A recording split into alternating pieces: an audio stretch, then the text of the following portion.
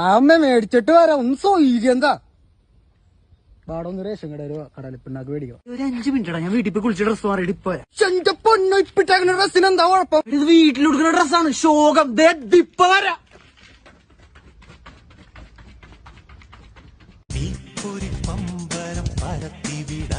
ജൂട്ട്സാ നീ കുറച്ച് ഓവറാണ്. നീ ഒരു സിനിമയും പറഞ്ഞ കേട്ടിട്ടില്ലേ? കുറച്ച് ഓവറായാലല്ലേ ശ്രദ്ധിക്കോളൂ. വാ കടലപ്പിണ്ണാക്ക് മേടിക്കാൻ പോ. വാ നമ്മെല്ലാരും കൂടി മുണ്ടെടുത്തിട്ട് പിക്കെടുത്തിട്ട് ഇൻസ്റ്റയിൽ പോസ്റ്റ് ചെയ്യാം. ജൂട്ട്സിനൊക്കെ മുണ്ടെടുത്തിക്കണ നല്ല ചേലായിരിക്കും. ഒലക്കവന്റെ സാധനത്തിന് നോക്കി.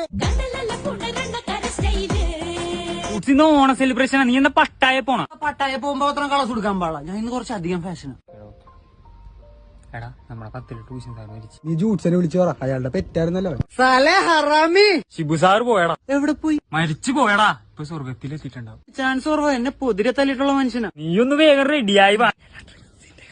സിമ്പിൾ ആയിട്ട് ഡ്രസ് ചെയ്താൽ മതി. അറിയാല മരണ വീടാണ്.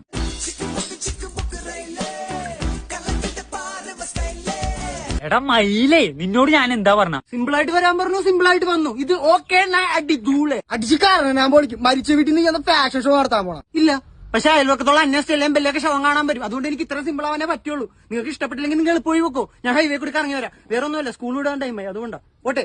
ചിക്ക് ബുക്ക് റെയിലേ തലക്കത്ത് പാറുക സ്റ്റൈലേ.